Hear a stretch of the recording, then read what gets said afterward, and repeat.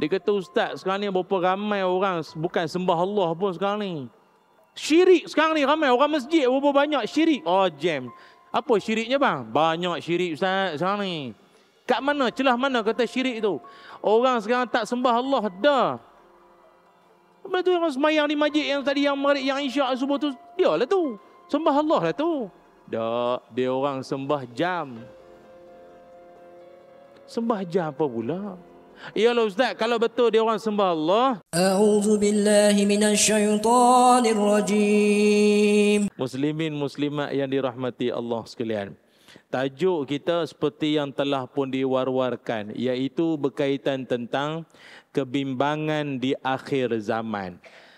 Seringkali kita mengungkapkan persoalan, adakah kita ini benar-benar berada di akhir zaman? Sama ada kita terima ataupun tidak, memang kita telah pun berada di akhir zaman. Apakah buktinya kita berada di akhir zaman? Surah Muhammad ayat 18. Surah Muhammad ayat 18. Yang mana Allah Subhanahu wa taala berfirman, A'udzu billahi minasyaitonir rajim. فَهَلْ يَنْظُرُونَ إِلَّا السَّاعَةَ أَنْ تَأْتِيَهُ بَغْتَةً فَقَدْ جَاءَ أَشْرَاطُهَا. Kalau ada di kalangan orang-orang yang ingkar masih tak nak terima ingatan dari Allah, maka tidak ada lagi yang mereka tunggu melainkan saat kiamat akan datang secara tiba-tiba dan mengejut. Kerana sesungguhnya telah ada tanda-tanda kedatangan kiamat. Surah Muhammad ayat 18. Jadi, kalau Allah sendiri telah pun sebut bahawa dunia ini akan ada penamat penghujung yang disebut sebagai kiamat. Dan sebelum datangnya kiamat, dia akan ada tanda-tanda terlebih dahulu. Dan tanda paling besar kiamat ataupun akhir zaman kita dah di penghujung adalah perutusan Nabi Muhammad sallallahu alaihi wasallam.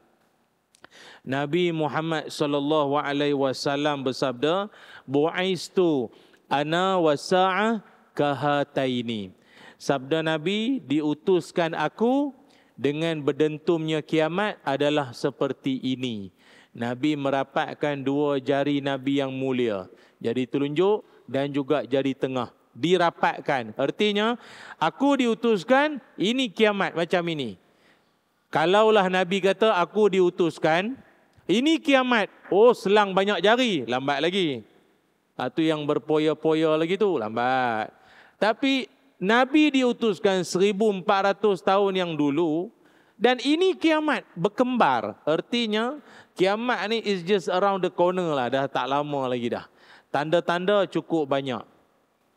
Sebab itu, dalam hadis-hadis yang kita banyak pelajari, para ulama menyimpulkan, tanda-tanda kecil kiamat itu banyak. Kurang lebih ada 120 tanda-tanda kecil.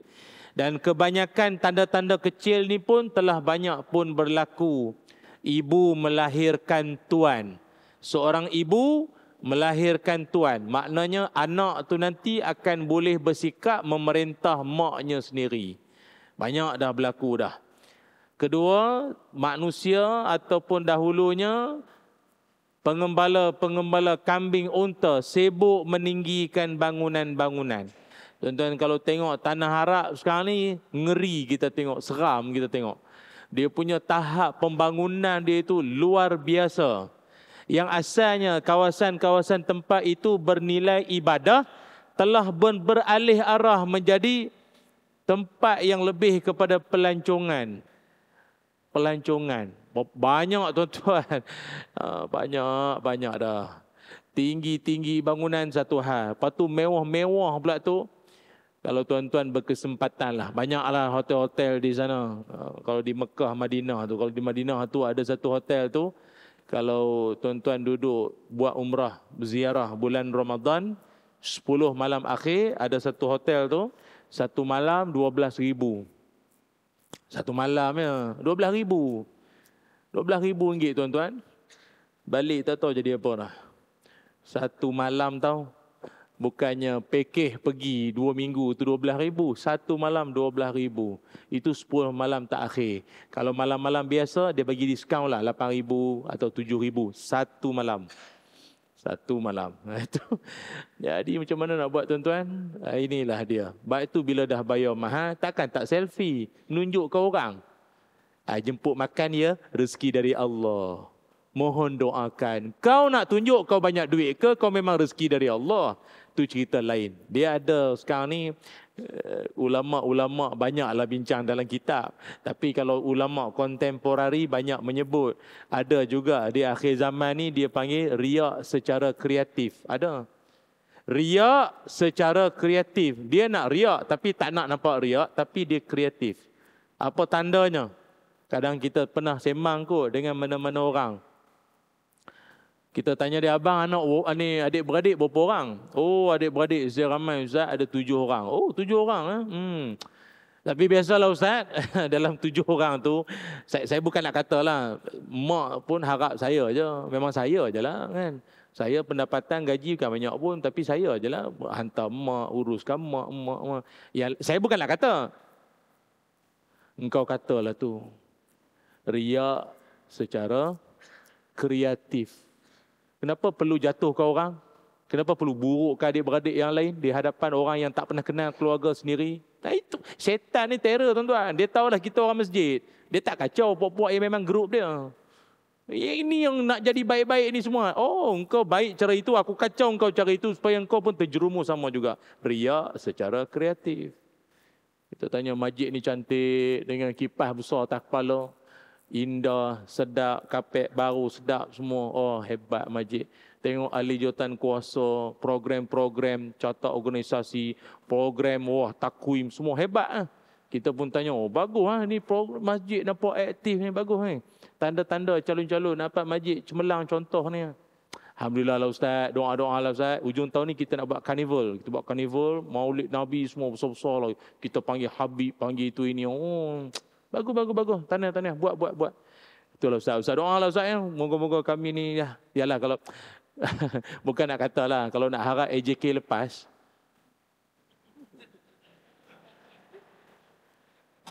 Tuan-tuan faham tak ni? Kalau tak faham, saya ulang balik. Riak secara kreatif. Engkau dah buat semua dah bagus, sudahlah. Kenapa nak kena condemn orang? Kenapa nak mengatakan orang dulu tak bagus, orang dulu geng-geng pencin belaka kreatif, tak ada IT, tak pandai, TikTok tak ada. Tak boleh lah macam tu. Ini yang Allah nak ajar, Nabi nak ajar, buat amal, soleh itu secara solid. Jangan terkait-kait dengan mana-mana sekalipun. Kadang amal dah soleh, penat macam tu. Hujung mengata orang. Itu tak nak. Kita mandang, puak tu tak semayang, puak ni tak. Kita yang semayang mengata orang pula. Jam. Itu yang bimbang tuan-tuan. Akhir zaman ni dia macam-macam kreatif. Ingatkan media sosial je kreatif. Riak pun ada kreatif. Dah lah, tu lari tajuk pula. Pak-pak Arab ni sibuk meninggi bangunan. Tingkat-tingkat pula tinggi-tinggi dah. Saya dah sampai dah. Burj Khalifa tu saya dah sampai dah. Tingkat atas kali tu. Berapa minit tak sampai. Berapa minit dah sampai ke atas paling tinggi. Tu pun Saudi, bila orang tanya Saudi berapa tingkat dia orang akan buat paling tinggi. Dia kata kami akan tunggu Dubai dulu. Berapa tinggi dia buat, kami akan buat lagi tinggi. Lain macam dia punya jawapan. Oh, tuan-tuan. Memang terzahirlah apa yang Nabi SAW sebutkan benar-benar pun berlaku. Apa lagi? Ramai manusia di akhir zaman sibuk mengindahkan masjid. Masjid cantik, kapet sedap, aircon sejuk, lampu cendela apa no. Wah, sejambak tu. Ada satu masjid saya pergi Malaysia, dia punya lampu tu saja 2 juta. Lampu saja tahu 2 juta. Orang? Tapi alhamdulillah masa saya datang tu ramai. Okeylah. Tapi tak sampailah 2 juta orang tapi semua datang sibuk tengok lampu pada saya. Dahlah kita tak puas handsome tengok lampu pula lagi. Lampu 2 juta tuan-tuan. Ya Allah, akhir zaman tu tuan-tuan. Tak apalah dia kata ini tujuan nak menarik orang. Tak apalah. Masing-masing lah dia ada kemampuan dia buat cara dia. Tapi janganlah sampai faktor utamanya nak mengimarah itu terabai. Akhir zaman juga memperlihatkan kata Nabi SAW golongan perempuan ataupun wanita itu lebih ramai daripada lelaki. Sampai satu keadaan nanti ni seorang lelaki bersamaan dengan 50 perempuan. Ramai. Tambahan pula sekarang tuan-tuan, kita di Malaysia ini dibuat kajian purata rakyat Malaysia punya umur adalah 78 tahun. Daripada 78 tahun tu pula, kebanyakan lelaki umur 72 tahun itu kebanyakan lah. 72. Perempuan boleh cecah sampai 75. Maknanya memang lelaki banyak meninggal dulu dah berbanding perempuan. Dan ibu tunggal lah banyak. Jadi tuan-tuan, kalau ada ibu tunggal ni banyak, kadang macam-macam hal boleh jadi. Jadi siapakah yang nak membela nasib ibu tunggal kalau bukan tuan-tuan semua? Betul tak? Angguk tak berani. Memang tak lah. Akhir zaman tu. Ni yang kita bimbang ni. Pandai dengan tu orang. Dan banyak lagi tuan-tuan. Banyak. Ni kalau saya cerita dengan tuan-tuan pun nampak muka bimbang. Berkerut cerita akhir zaman ni. Kalau dalam hadis yang lain, Nabi SAW. Ini akhir-akhir zaman ni pun banyak juga orang duk bincang isu tentang Imam Mahdi. Imam Mahdi ni tuan-tuan, ya Allah, punyalah. Kita ni, sebab tu kalau belajar tentang hadis-hadis fitan ataupun hadis akhir zaman, fitnah akhir zaman, kita tak akan menggelabah dalam isu ini. Di saat dunia seakan-akan Islam ditindas, semua dah mula mencari agaknya siapakah sang penyelamat. Manakah Imam Mahdi yang disebut-sebut dulu mana-mana. Oh, ramailah pakat mengaku Imam Mahdi sekarang ni. Saya pun bahaya tuan-tuan, bukannya apa, dah mengaku. Engkau imam masjid, engkau tak kenal. Sibuk nak mengaku Imam Mahdi dah. Ya Allah. Dalam hadis banyak Nabi sebut, ni saya sebut sikit-sikit lah. Tanda-tanda kalau benar dia itu adalah Imam Mahdi tuan-tuan. Benda paling jelas sekali dia adalah orang Arab, tu je. Dahlah dia orang Arab, dia adalah keturunan daripada Nabi Muhammad sallallahu alaihi wasallam. Confirm hidung mancung. Hidung mancung. Kalau macam jambu air dibelah dua, kau tak payah mengaku lah Imam Mahdi. Kau jadi Imam Asa, sudahlah. Itu kena pesan, ingat. Dan dia juga adalah seorang yang usianya antara 30 sampai 40 tahun. Dan dia juga adalah seorang yang sangat tak inginkan jawatan dan kekuasaan. Dia tak nak pun, tapi dia dipilih. Dan namanya juga yuwati usmuhu ismi. Kata Nabi Muhammad sallallahu alaihi wasallam, nama dia sama dengan nama aku, nama ayah dia pun sama dengan nama ayah aku, Muhammad bin Abdullah. Itu. Nama dia sama, Muhammad bin Abdullah. Pun ada orang mengaku, ya saya pun sama, hidung mancung, saya pun Muhammad, pun bin Abdullah juga. Okey. Dan dia juga adalah seorang yang akan dibai'ah di Kaabah. Kalau seorang tu dia tiba-tiba dia mengaku depan pintu Maidin, something wrong. Saya ni Imam Mahdi tuan-tuan. Memang kena tangkap lah tu. Tak boleh. Dia bai'ah, dia mesti di depan Kaabah. Dan banyak lagi lah. Sebab kita sebut ni bukan apa. Ajaran sesat banyak sekarang ni. Ya Allah. Pening kepala tuan-tuan. Dah lah pening. Dia punya soalan-soalan dia pun, kita kalau ilmu tak kuat, pasak ilmu tu tak teguh, dengan kita-kita pun hanyut. Dia kata, Ustaz, sekarang ni berapa ramai orang bukan sembah Allah pun sekarang ni. Syirik sekarang ni ramai. Orang masjid berapa banyak syirik. Jam. Apa syiriknya bang? Banyak syirik Ustaz sekarang ni. Kat mana? Celah mana kata syirik tu? Orang sekarang tak sembah Allah dah. Lepas tu orang semayang di masjid yang tadi, yang maghrib, yang isyak, subuh tu, dia lah tu. Sembah Allah lah tu. Tak, dia orang sembah jam. Sembah jam apa pula? Iyalah Ustaz, kalau betul dia orang sembah Allah, kenapa subuh kena ikut 6 suku? Zuhur nak kena 1 lebih. Maghrib 7:30, 7:20. Kenapa kena waktu-waktu? Semayanglah bila-bila. Apa Allah ni memang ada office time? Office hour? Tuan-tuan kalau jumpa orang macam tu, tuan-tuan nak jawab apa selain daripada rendam dan kolah?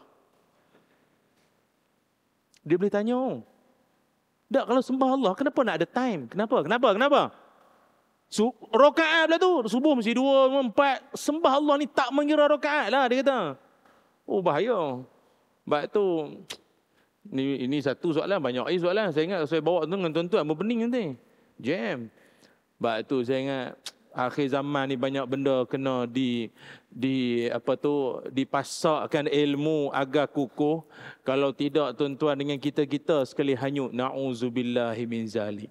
Sebab itu muslimin muslimat yang dirahmati Allah sekalian, antara kebimbangan yang juga disebut oleh Nabi Muhammad sallallahu alaihi wasallam adalah, antaranya Nabi menyebutkan bila dunia menjelang kiamat nanti, ya'ti 'alan nasi zamanun ma yubalir rajul min aina asabal mal min halalin aw haramin. Kata Nabi Muhammad sallallahu alaihi wasallam, akan datang zaman pada manusia nanti yang mana mereka tidak akan lagi peduli sama ada harta yang mereka peroleh itu datang daripada sumber yang halal ataupun yang haram, dia balun sama saja. Dia dah tak peduli dah. Dia tak ambil kira dan tidak cakna terhadap sumber itu. Dia tak peduli dah. Dia kata ni kalau nak kira halal, haram, haram, halal, meletih bila nak untung. Buat dia kata. Darurat. Saya ingat benda ni tuan-tuan pun akui. Lagi-lagi pula kalau tuan-tuan pergi melancong, pergi luar negara, tuan-tuan tengoklah perangai member. Nak kata member kita tak sampai hati pula. Entah member siapa tu. Macam itulah.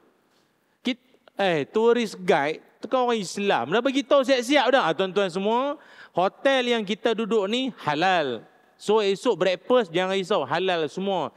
Cuma sekeliling hotel ni semua tak halal belaka. Tak halal.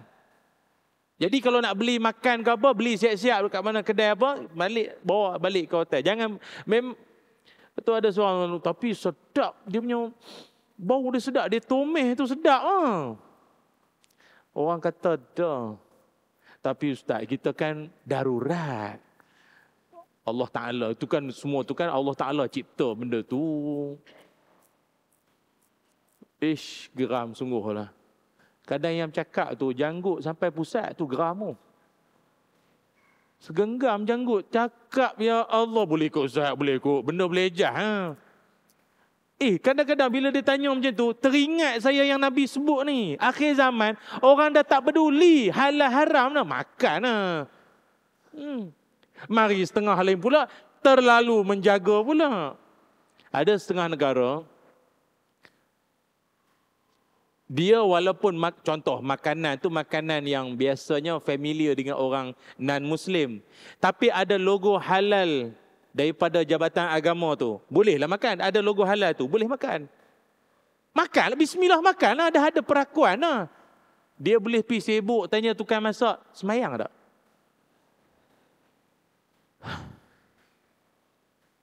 Ada setengah melampau sangat. Ada setengah ringan-ringan sangat. Tapi saya ingat yang puak ringan ni lagi banyak. Lagi banyak.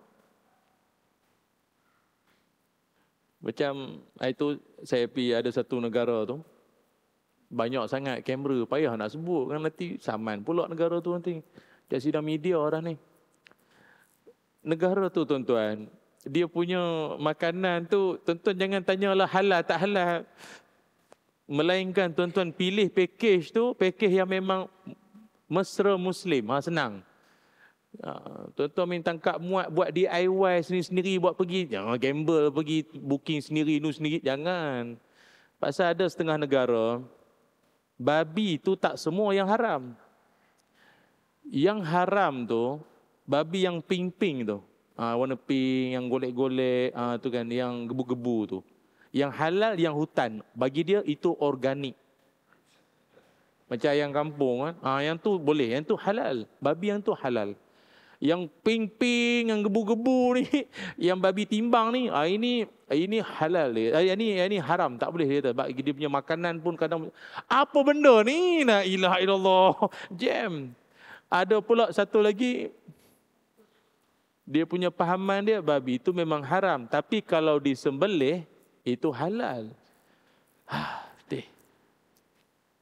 Kadang-kadang kita ni suka makan bakso. Yang jual pun pakai songkok. Tapi babi pak. Aduh. Kita nak jadi sebu kepala. Seminggu tengok dengan besar-besar pula tu dia punya poster tu.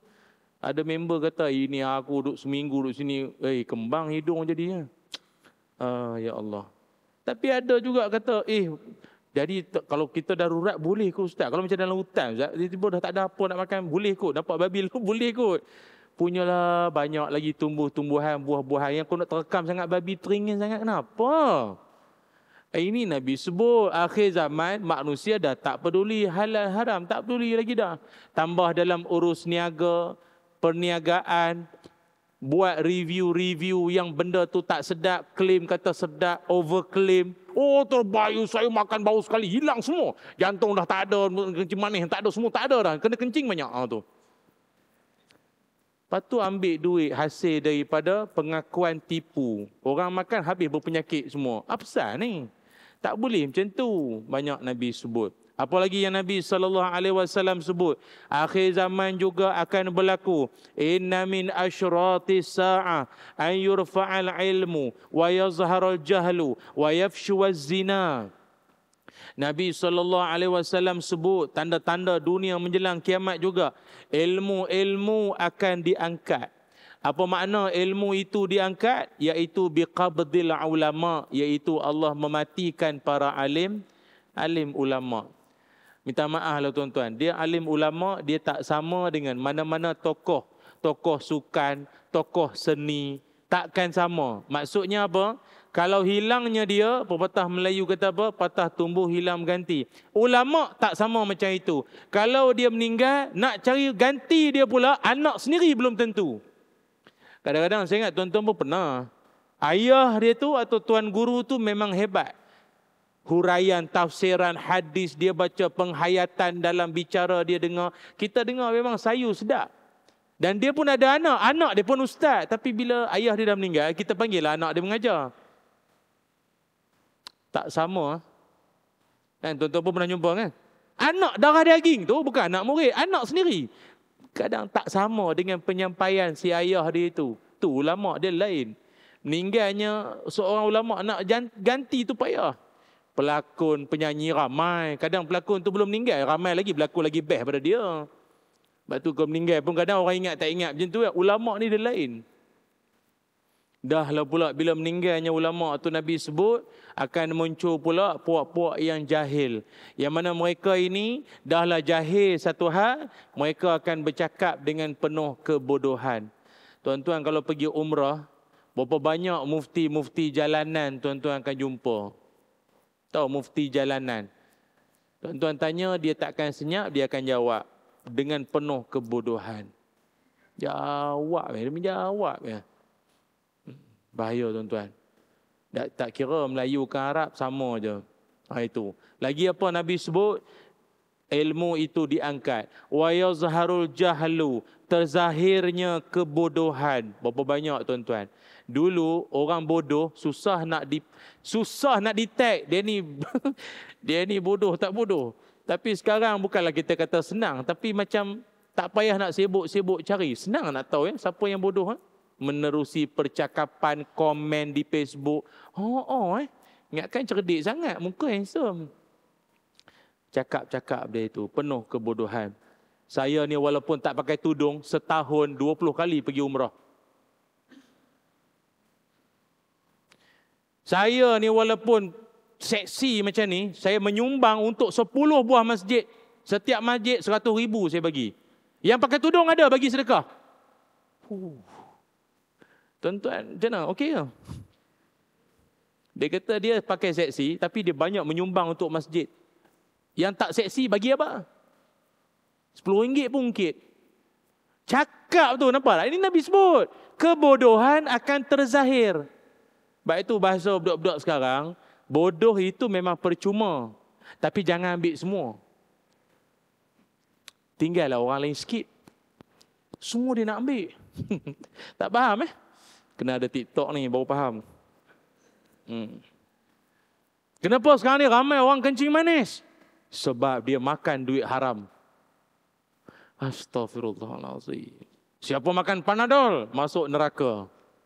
Yang cakap ni pula follower bukan sikit, 1000 orang. Tuan-tuan faham tak? Kena ada TikTok lah tuan-tuan. Kita tak faham, tak sampai. Cakap apa benda ni? Ini kita bimbang akhir zaman. Kalau dia bercakap dalam nada yang sunyi, tak ada siapa bagi sokongan, tak ada yang like, tak ada yang... Ramai pula mengikut, menyetujui pula tu. Allah. Dia orang kalau dah terpesong dengan pahaman yang salah, nak tarik balik bukan senang. Dulu di Malaysia kita, masa tu musim-musim PKP lah, orang pakai duduk rumah kan. Kita kan heboh dengan satu ajaran mimpi. Ajaran mimpi kan. Perempuan.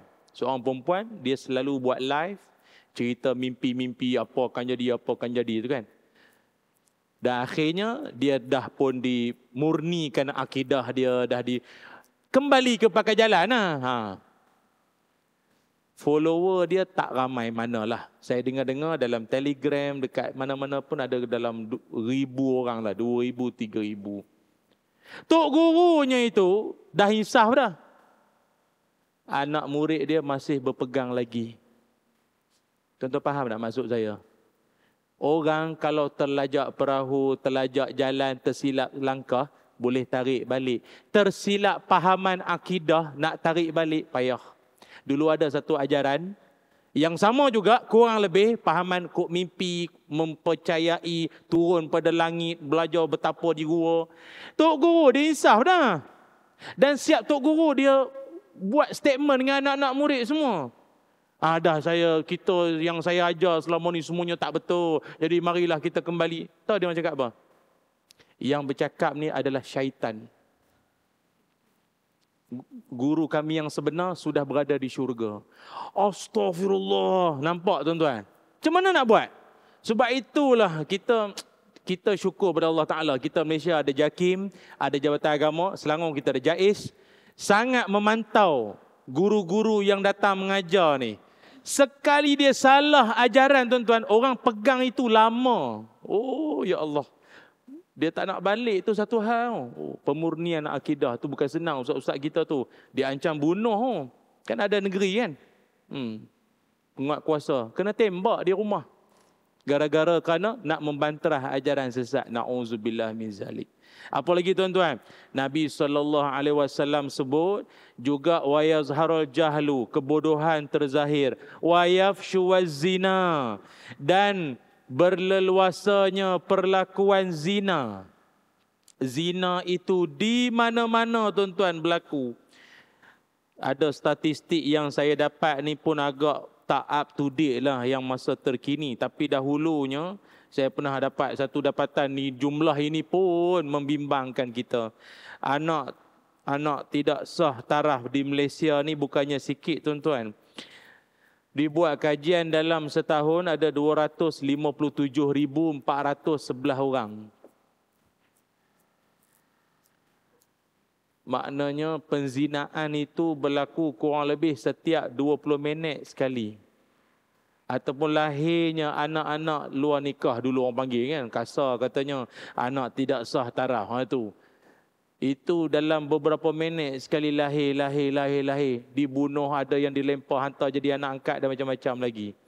Dahsyat tuan-tuan, anak-anak zaman sekarang ni benda yang amat menakutkan kita. Kecanggihan teknologi yang ada di tangan kita. Sahabat saya ada seorang, dia ni mengajar sekolah. Terkejut monkey dia. Tahu terkejut monkey?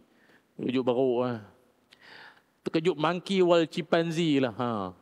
Terkejut sungguh-sungguh. Dia buat spot check. Sebab dia dapat laporan, ada budak sekolah rendah, ada bawa rokok. Laporan sampai. Jadi dia buat spot check. Buat spot check, dapatlah rokok tu. Tapi Tuhan nak tunjuk, rokok dapat, handphone pun dapat. Senyap-senyap budak-budak ni seluduk bawa telefon pergi sekolah. Tapi sebagai guru kan, telefon ni dia ada rasa sikit lah. Pasal apa ada sebab bawa pergi sekolah. Allah Ta'ala nak tunjuk. Tiba-tiba tuan-tuan dengan telefon tu dia tak lock screen ke apa. Video lucah. Video lucah tu pula ditonton beramai-ramai. Ditanya budak tu, mana dapat video ni? Abang bagi. Nanti dulu, abang dapat mana? Abang share dalam grup Telegram family kami adik-beradik. Tuan-tuan tahu budak tu dia jawab apa? Dia 3. Tengok video lucah, ramai-ramai tau, berjamaah dia kata. Kalau seorang pahala 1, ramai 27. Tu semayang. Tuan-tuan, benda tu boleh akses sekarang ni sampai ke telefon. Dia duduk dalam bilik, dia belajar online, kunci pintu, kita apa pun tak tahu. Adik buat apa? Ada kelas online. Online apa? Online apa? Pukul 11 malam. Cikgu tak reti tidur. Munajat ke apa? Oh, tuan-tuan tolonglah. Masing-masing anak-anak kena pantau. Takut kita. Takut. Lagi pula kawan saya dulu, dia buat tangkapan malam tahun baru ke Valentine ke apa macam tu lah. Di hotel-hotel bajet. Dia masuk satu hotel, dapat laporan lah. Tak ada laporan kesaman nanti. Sebab ada, ni lah budak-budak motor ni apa. Pecah pintu bilik tu. Tengok budak lelaki tu dalam bilik dengan seluar pendek atas katil. Budak perempuan tu lari pergi toilet. Penguatkuasa ni tanya, ni dah kahwin belum ni? Dah kahwin? Soalan. Kau dah kahwin, takkanlah boleh pecah pintu bilik. Tapi tanya tu bagi nak, ni je, nak gertak lah. Budak lelaki tu jawab, belum kahwin tapi insya-Allah. Berani lah jawab. Belum kahwin tapi insya-Allah dengan seluar pendek steady. Aduh kau ni. Alah, pakai baju. Balai. Yang perempuan tu pakai baju. Tuan-tuan tahu budak lelaki tu pakai baju, dia pakai baju apa? Dia pakai jubah. Dia pergi ambil jubah putih, dia sarung. Bukan jubah, serban lagi. Kawan sini, ni planet mana datang ni? Budak perempuan tu dengan jubah hitam. Tudung labuh, bukan tudung siakap bawal jenahak tu. Bukan, memang tudung bulat, tudung labuh. Tuan-tuan tahu budak-budak ni datang daripada mana? Dia budak tahfiz. Dia sekolah tahfiz. Rupa dia orang ni bukan tahfiz petang tadi baru daftar sekolah ke apa. Ini dah berjuzuk dalam kepala ni. Quran di dada dah. Kawan saya nampak, ya Allah ada pula. Kalau yang budak-budak motor ni, left ustaz, tu biasa dah. Dia spesies lagu tu memang dalam senarai. Ini, aduh apa benda ni budak-budak ni. Rupa dia orang dah lama berwhatsapp, bervideo call. Geram, tak tahan dah. Nak dalam sekolah tak boleh jumpa. Tu saya ingatlah guru saya ajar. Kita ni ilmu bila makin tinggi, setan ni yang datang tu pangkat lagi besar. Budak-budak tu ngapal Quran. Setan dia, setiap orang ni ada setan dia.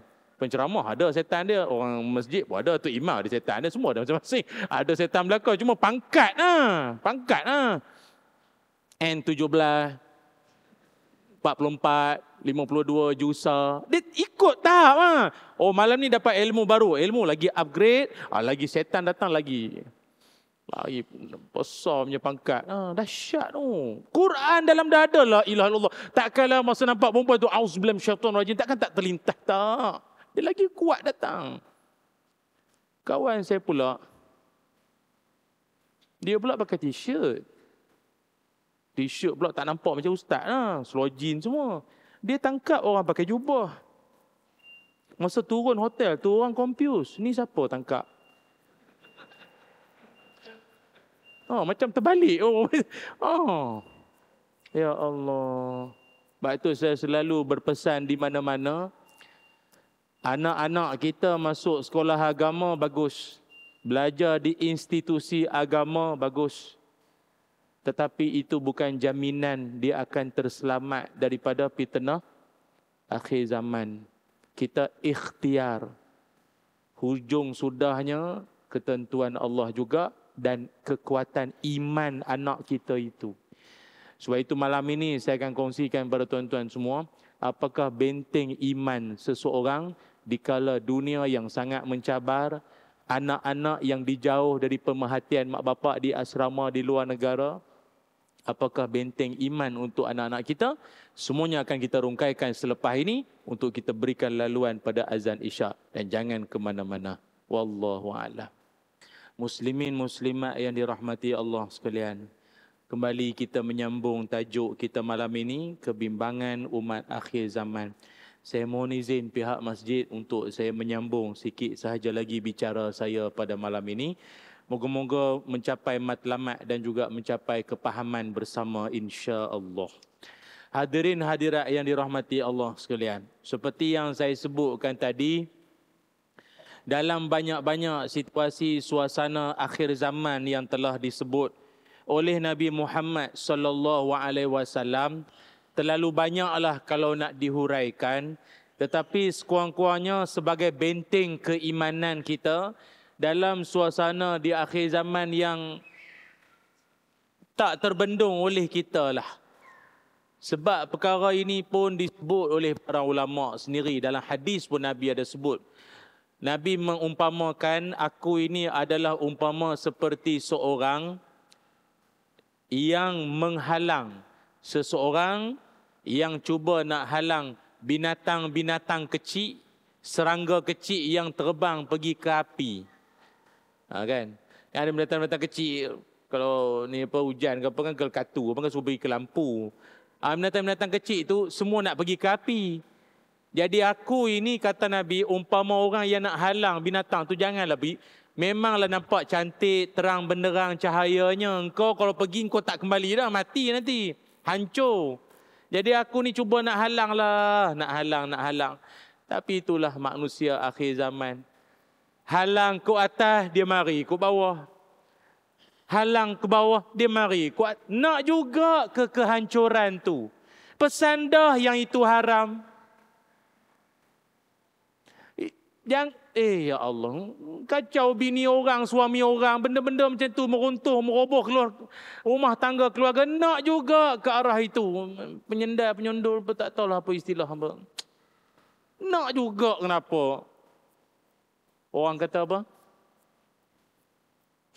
Tahulah, dulu ada kempen tentang minuman haram ni, arak ke apa ni, saya tak faham lah. Kalau cerita rakan-rakan kita non-Muslim tu, cerita lain lah. Ni orang Islam sendiri pun ada, ya Allah. Tuan-tuan tahu tak? Dalam dunia ni, minuman yang haram ada berapa?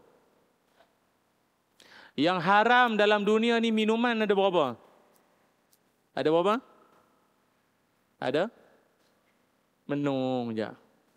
Banyak Ustaz. Ustaz suruh tanya, nak suruh sebut semua ke apa?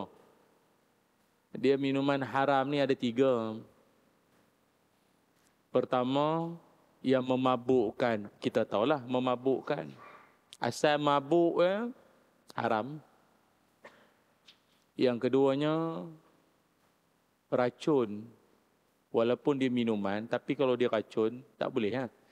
Air bateri, walaupun tuan-tuan bubuh laici, tak boleh minum. Haram. Yang ketiga, air apa? Air apa? Air najis.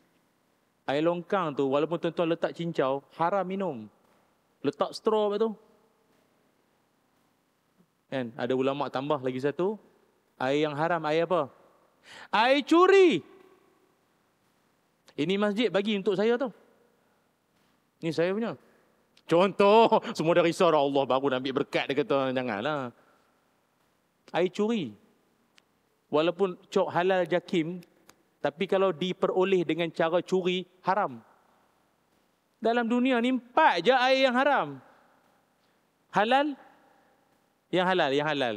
Punyalah banyak, tuan-tuan, kalau pergi mamak ke apa. Ya Allah, tebal buku. Ujung ke ujung. Budak tunggu ambil order. Bila pakcik nak order? Scan je lah ambil. Tak larat, tak kuasa nak menunggu. Teh saja berapa jenis.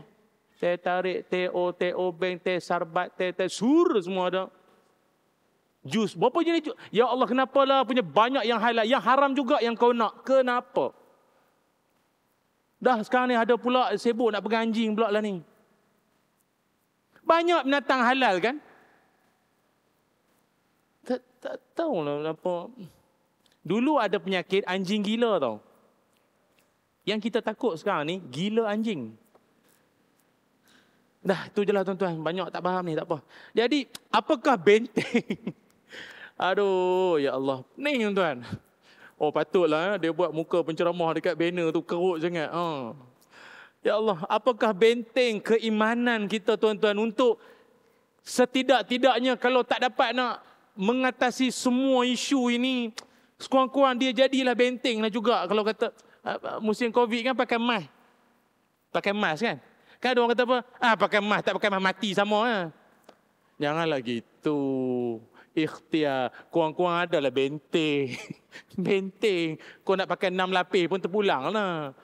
Ada orang macam tu. Saya pakai emas masa tu. Alah ustaz pun tak yakin dengan Allah. Harap ke makhluk juga. Aduh, payah. Kami jadi ustaz-ustaz ni payah tuan. Nak berhadap dengan orang macam tu. Bukan tak ada dalil, tapi macam tu lah. Apakah benteng dia tuan-tuan? Daripada tadi duk sebut, tak sebut lagi. Ni nak sebut ni. Bentengnya adalah memiliki sifat malu. Memiliki sifat malu. Manusia ni tuan-tuan telah diajar oleh Nabi Muhammad sallallahu alaihi wasallam, inna mimma adrakan nas min kalami nubuwah al-ula, kata Nabi Muhammad sallallahu alaihi wasallam, sesungguhnya pesanan para nabi-nabi terdahulu daripada Nabi Adam sampailah Nabi Isa termasuk nabi kita,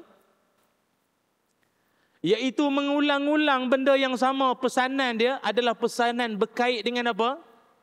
Iza lam tastahi fasna' ma syi'ta. Kalau engkau sudah tidak lagi malu, maka berbuatlah apa yang kau nak buat. Hadis riwayat Imam Bukhari. Nampak? Nabi-nabi dulu pun dah berpesan tentang isu malu. Apa maksud Nabi yang kata, kalau engkau dah tak ada malu, buatlah apa nak buat. Bukan Nabi suruh buat.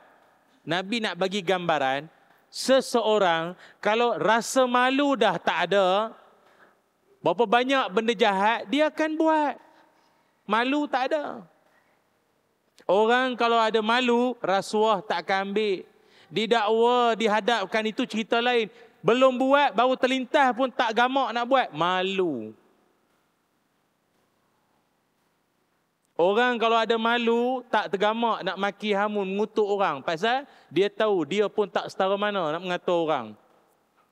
Siapa tak kisahlah, imam ke IJK ke, mana-mana orang pula. Malu. Orang kalau ada malu tuan-tuan, tak tergamak nak ambil hak orang. Orang malu ni menyelamatkan banyak keadaan. Perempuan kalau ada rasa malu, tak ada nak mengilai, menggelak tu, tak tu arah dalam TikTok bergedik. Tahulah meniaga barang pun. Jangan sampai tak ada maruah. Tepuk-tepuk punggung jadi apa? Malu tak ada. Malu. Bini orang tu. Suami dia pun kalau ada malu akan tegur bini macam tu. Apa jadi macam ni? Nak bersilat di pekarangan masjid pun agak-agak. Banyak tuan-tuan. Malu ni menyelamatkan banyak keadaan. Tapi barangkali akhir zaman sifat malu tu makin dah terhakis. Tuan-tuan tahu tak, orang tua-tua dulu kalau mengandung malu. Malu apa? Bukan salah pun kalau dah mengandung, rezeki Allah lah. Baju dia pakai setebalnya. Longgar, besar baju dia pakai. Segan, nampak perut, nampak bulat. Sekarang mana ada? Ketat lagi ada. Membulat pula tu. Selfie siap. Dah 6 bulan ya. Mohon doakan. Gambar perut. Suami dia sebelah. Sama juga tinggi perut. Agak-agak siapa beranak lagi dulu ya. Kau boleh buat lawak. Aduh. Hai. Semua benda nak tunjuk orang. Perut macam tu pun nak tunjuk. Malu malu. Tuan-tuan, maaf tuan-tuan. Hari ni ramai sangat marah mengamuk dengan Zionis Israel ni. Tuan-tuan tahu tak, perangai tak malu ni, puak-puak tu dah buat lama dah. Perangai apa? Perangai tak tahu malu. Dia orang dah buat dah lama. Cuma kita yang lalai. Dia orang dah lama buat, cuma kita yang lalai. Macam itulah. Tuan-tuan tahu tak? Dulu zaman Nabi Musa alaihi salam, Nabi Muhammad sallallahu alaihi wasallam cerita. Nabi bercerita, riwayat daripada Abu Hurairah, kanat Banu Israel yaghtasiluna uratan. Orang-orang Bani Israel dulu ni, termasuk zaman Nabi Musa, dia orang ni dulu mandi telanjang. Bukan koboi dalam toilet sendiri-sendiri seorang-seorang, tak. Ramai-ramai. Jamaah.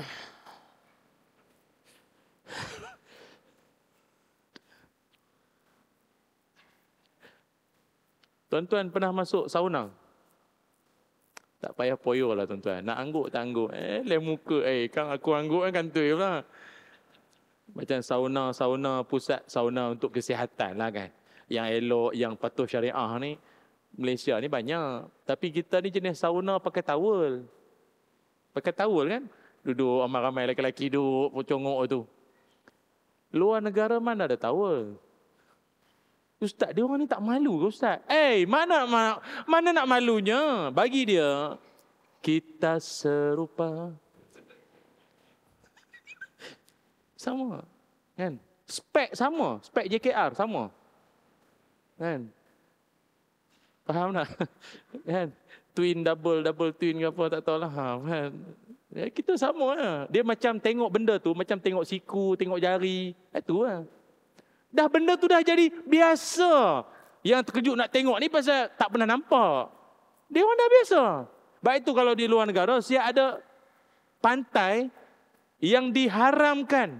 Mamnu' haram untuk berpakaian. Tak boleh, kena tanggal semua. Tua, muda sama lah. Bayanglah tua buruk benar nampak. Masuk. Di Malaysia ni saya tak pasti, tapi ada orang kata ada. Dah tak payah carilah tuan-tuan, social location pula teruk. No, orang masjid tanya social location. Luar negara banyak, luar negara memang banyak. Tapi perangai-perangai tak tahu malu ni telah pun dipelopori oleh puak-puak ni dulu, Bani Israel ni dulu.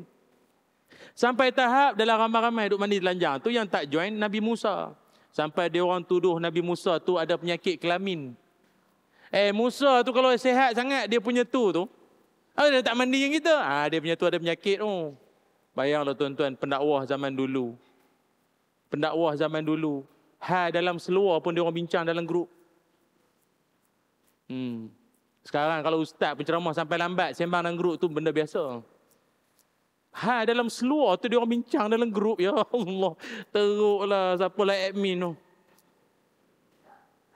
Sampai tahulah kan kisah di hujung, tahu kan?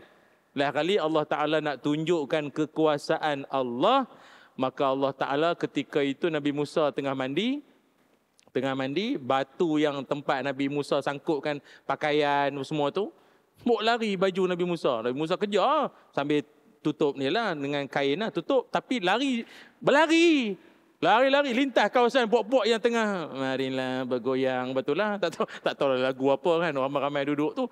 Lalu tu terselak sikit, nampak Nabi Musa punya.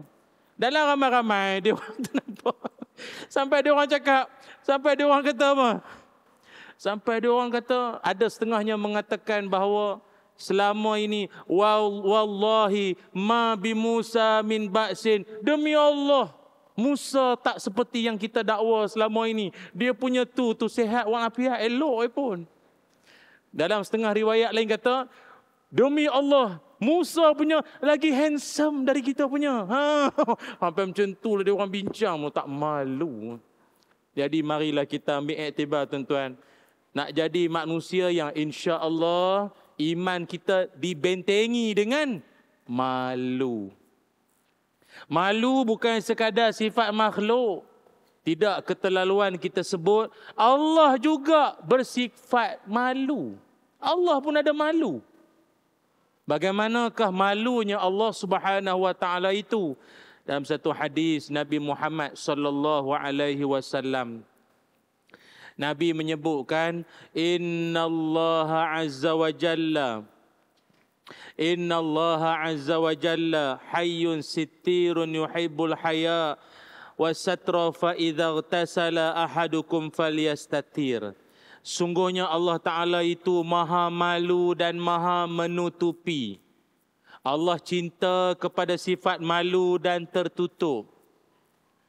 Atau dalam hadis atau dalam riwayat yang lain Nabi sebut Allah malu kepada hamba-hambanya yang menadah tangan doa, lalu Allah tidak perkenankan. Allah malu terhadap orang yang menadah tangan dan tak dimakbulkan. Allah malu. Artinya tadah tangan itu pun Allah akan makbulkan.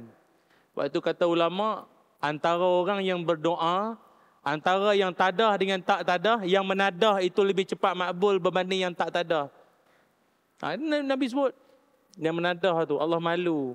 Hamba aku minta, takkan tak bagi kot, bagus dia ni. Bagi. Ataupun dalam hadis yang saya sebutkan tadi ni, Allah malu dan Allah cinta kepada sifat malu dan tertutup. Kalau ada di kalangan kalian mandi, maka tutuplah dirinya.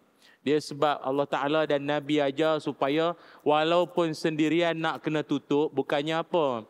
Walaupun dalam bilik hotel tu kita seorang, tak payah dah membulat sangat dalam bilik tu. Sebab kita ni yang kita tak nampak makhluk yang sedia-sedia ni ya. Cleaner tak ada, orang hotel tak ada, memang dalam bilik tu seorang. Tapi makhluk yang tak nampak ni yang kita bimbang ni.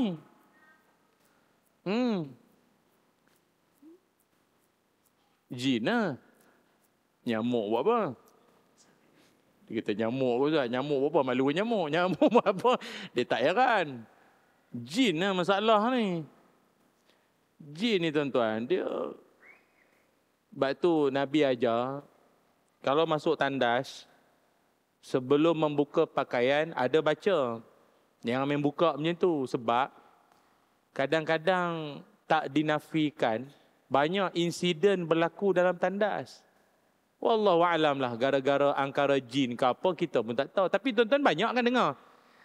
Jatuh bilik air lagi banyak daripada jatuh helikopter. Tak? Masuk hospital kan kita tanya pasal apa? Oh, tadi jatuh bilik air. Semua jatuh bilik air. Tuan-tuan perasan tak? Jatuh bilik air ni banyak sangat berlaku. Padahal dunia ni punyalah luas, bilik air kau nak jatuh. Kan banyak kan? Tak apa nak angguk nampak. Nak tanya orang hospital baru angguk.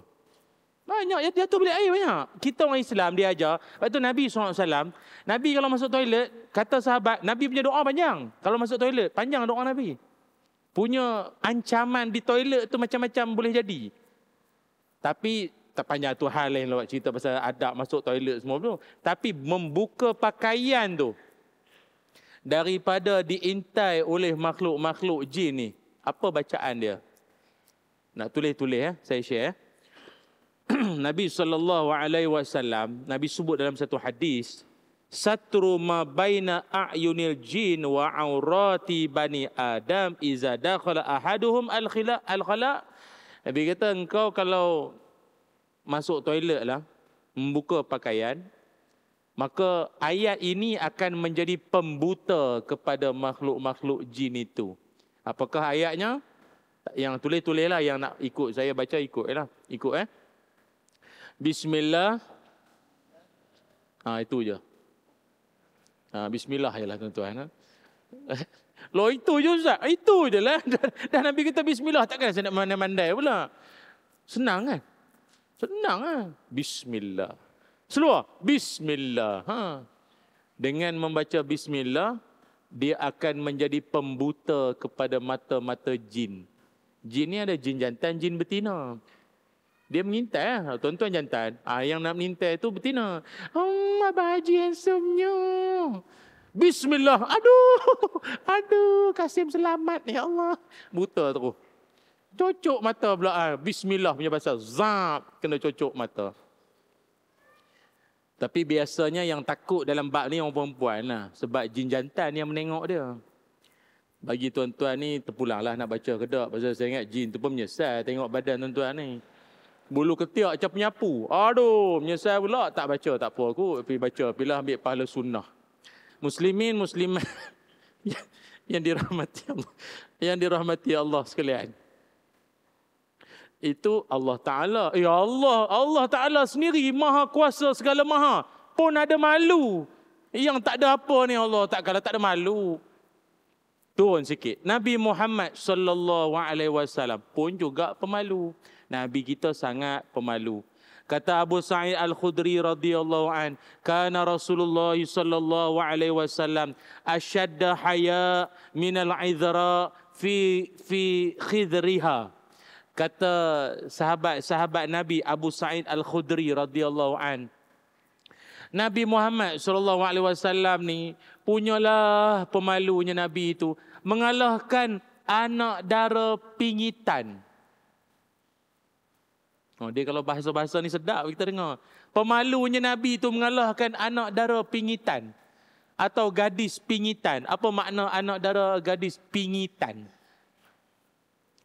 Pingitan ni kan istilah orang dulu-dulu, kalau anak dara tu nak menikah, biasanya dia akan duduk di rumah, tak keluar tak ke mana, duduk di rumah dengan pakai rempah apa di badan tu semua, tak jumpa dengan bakal tu. Supaya nanti bila jumpa tu ada rindu sama dendam. Ini malam, esok kenuri malam boleh bincang dengan catering, mak andam semua. Tak ada manis ha.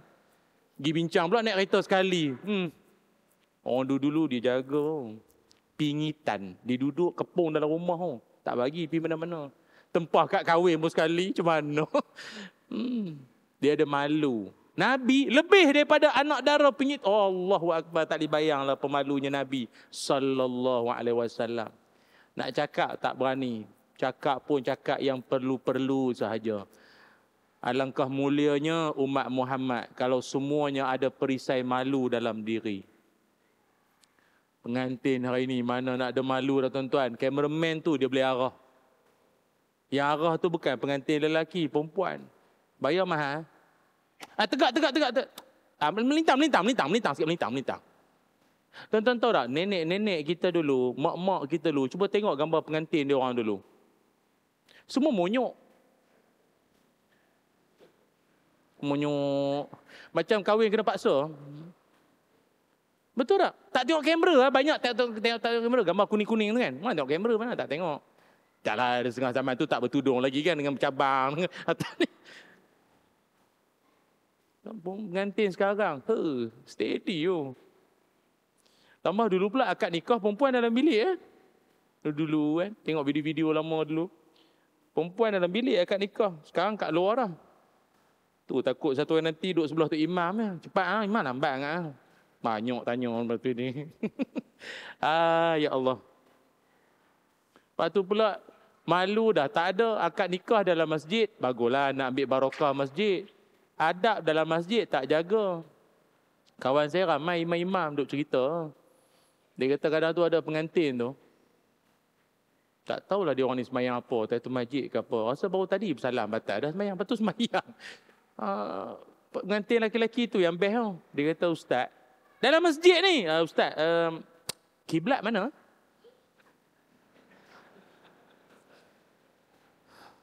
Awal tu nampak soleh dah. Kiblat mana? Kau ingat ni hotel. Nak kena cari arrow anak panah. Payah. Kawan je kata geram budak-budak ni.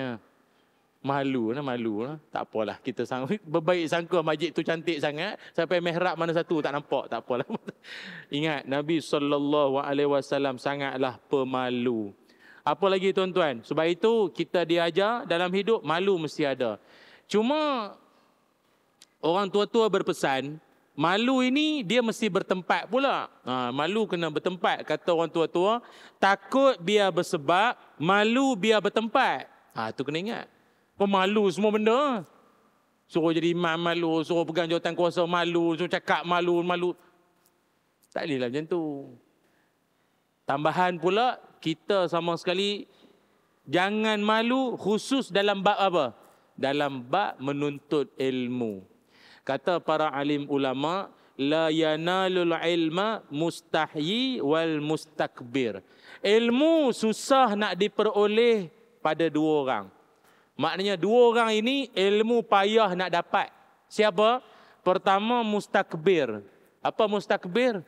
Orang sombong. Jenis mari duduk menengok kita usap janggut. Dia kalau usap janggut, betul ada janggut tak apa. Ni janggut tak ada tapi usap tu kita takut tu. Dia tengok kita kecil atas bawah. Seram kita tengok gaya nak ni. Lepas tu bila buka soalan, Ustaz nak tanya sikit. Silakan. Ustaz, apa hukum kalau seorang tu dia beram, kita pun okey, bagus soalan. Kita pun jawab. Selesai kita jawab, tahu dia kata apa? Betul. Cuma kena tambah sikit dah tadi tu. Ada dalil tak berapa kemas.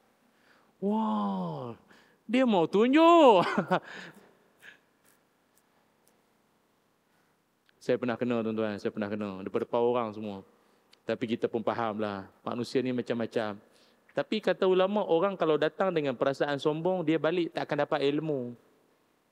Tak akan dapat ilmu. Dia takkan dapat ilmu. Kedua, ulama kata orang tak akan dapat ilmu. Siapa? Mustahyi.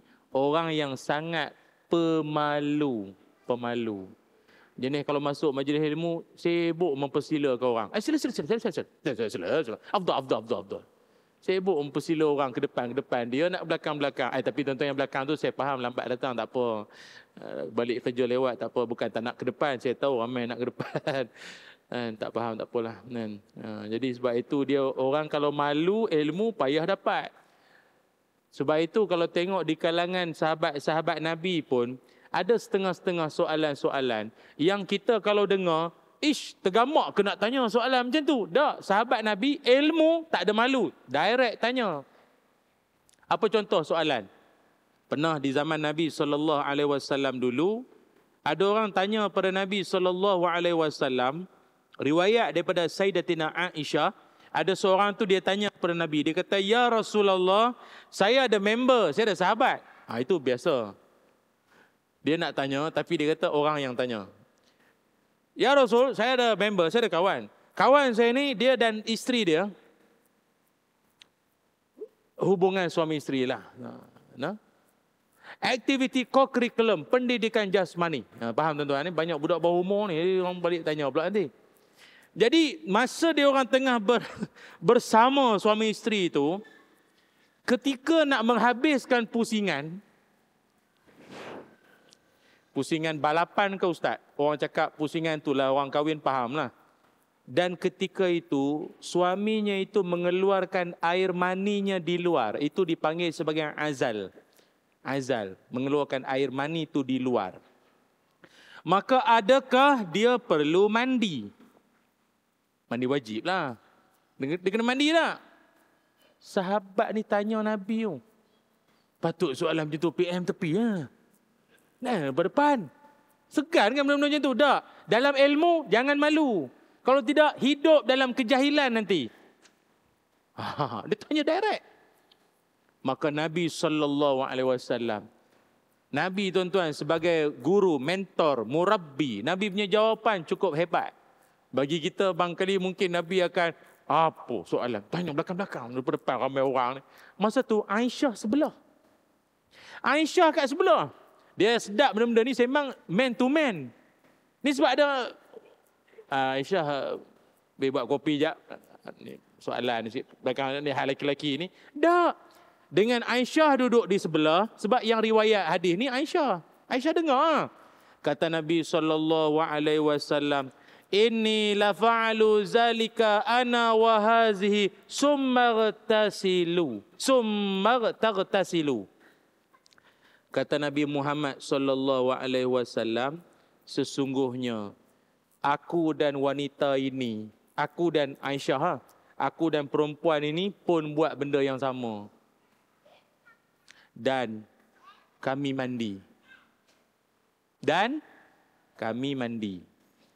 Jadi terjawab tak?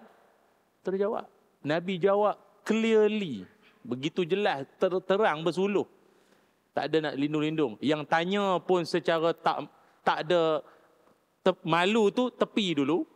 Nabi jawab pun tak ada malu dah. Sebab ni ilmu. Kalau tidak bahaya tuan-tuan masyarakat kita. Tapi jangan pula hal-hal mentang-mentang kalau dah kata ilmu, maknanya Ustaz, cerita dalam kelambu ni bolehlah kot nak bincang-bincang open. Selagi dia atas dasar ilmu, tak ada masalah. Jangan lain pada itu. Macam sekarang ni saya pun tak tahulah apa pahaman pula sekarang ni.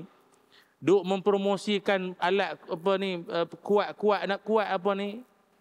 Benda-benda nak menguat batin apa pula ni. Dalam YouTube pun ada, Facebook pun lalu pula tu. Abang dah tak kuat kenapa abang tak guna minyak ini? Minyak ni bagus. Mana Ustaz tahu? Dia lalu bro. Bro pula tuan-tuan. Dia lalu. Geram lah. Kita nak dengar ceramah Ustaz Abu Somad ke Ustaz. Tak tahu. Kalau setakat lalu iklan, tuan-tuan marilah menyumbang pembinaan masjid. Okey lagi ini benda-benda macam tu lalu. Yang cakap tu, dulu saya ingat, yang cakap tu muka blur, tutup mata. Tak ada sekarang, depan-depan lah. Laki pun ada. Abang-abang luar sana, tak payah mengaku hero lah. Kalau setakat 5-6 minit. Astaghfirullah, cakap, ya Allah. Dah, ni saya sajalah sebut tuan-tuan. Benda ini Nabi dah sebut. Inna min asyarrin nas indallahi manzilatan yaumal qiyamah. Nabi kata, seburuk-buruk manusia di sisi Allah di hari kiamat siapa? Ar-rajulu yufdi ilal mar'ati. Seorang laki-laki yang bersama dengan isteri dia, hubungan suami isteri, lalu dia pergi cerita kat orang. Malam tadi berapa round, malam tadi syok tak syok, puas tak puas. Dia pergi cerita kat orang. Nabi sebut itulah manusia paling buruk di sisi Allah di hari kiamat nanti. Dahlah tuan-tuan, tak payahlah menjadikan ini sebagai topik hangat untuk memeriahkan perbincangan dengan member-member. Jangan, berhenti. Oh, setakat cerita ada perancangan nak tambah 1, 2 tu cerita lain. Cerita atas katil tu semua jangan duk bincang tuan-tuan. Lainlah kalau ada orang tu perempuan dia mari nak rujuk pada pakar rujuk, hal berkait benda yang sama tapi atas dasar ilmu. Macam setengah perempuan dia nak tuntut fasah sebab suami dia dah suami dia dah power tu tak berapa ada. Itu boleh dia nak mengadu. Takkan dia nak, ustaz saya nak, tapi kan nanti cerita benda ni kan jadi hina sesi Tuhan pula. Dah, itu tak apa. Nak beritahu suami dia dah tak ada power dah. Faham tak? Tak ada apa. Al-mautul fucuku. Faham lah tuan-tuan? Atau al-fucukul arwah. Itulah. Ke tak faham juga? Macam tu lah. Macam tu tak apa. Itu sebab dia nakkan hak dia. Jadi dan dia pun mengadu pada pihak yang autoriti. Itu tak termasuk dalam hal ni. Jadi dan jangan pula malu, tidak hampir sudah hidup dalam sengsara nanti. Itu adalah perbincangan dia. Wallahualam, cukuplah tuan-tuan cakap ni sembang-sembang kita.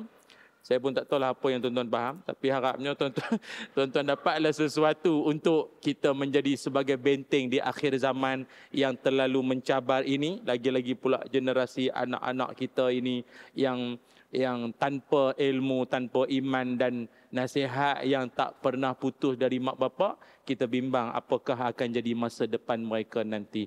Bismillahirrahmanirrahim. Allahumma salli ala sayyidina Muhammad wa ala ali sayyidina Muhammad. Allahumma inna nas'aluka ilman nafi'a wa rizqan tayyiba wa amalan mutaqabbala. Allahumma barik lana fi Rajab wa Sya'ban wa ballighna Ramadan. Allahumma aghnina bil ilmi wa zayyinna bil hilmi wa akrimna bit taqwa wa jammilna bil afiyah. Ya Allah, ampunkanlah dosa-dosa kami. Ampunkanlah dosa ibu ayah kami. Ya Allah, kurniakanlah kami ilmu yang bermanfaat, rezeki yang baik dan amalan kami diterima oleh-Mu ya Allah. Ya Allah, rahmatilah seluruh ahli jemaah dan jawatan kuasa Masjid Taman Putra Perdana ini ya Allah. Jadikanlah mereka di kalangan yang suka mengimarahkan masjid-Mu ini ya Allah. Jadikanlah mereka di kalangan mereka yang senantiasa mengimarahkan rumah-Mu ini dengan program-program ibadah yang membangun iman dan jiwa mereka ya Allah. Ya Allah, kurniakanlah kami umur yang panjang agar kami dapat menikmati keindahan Ramadan al-Mubarak yang kami rindui ya Allah. Ya Allah, ya Zal Jalali wal Ikram. Wa sallallahu ala sayyidina Muhammad walhamdulillahi rabbil alamin.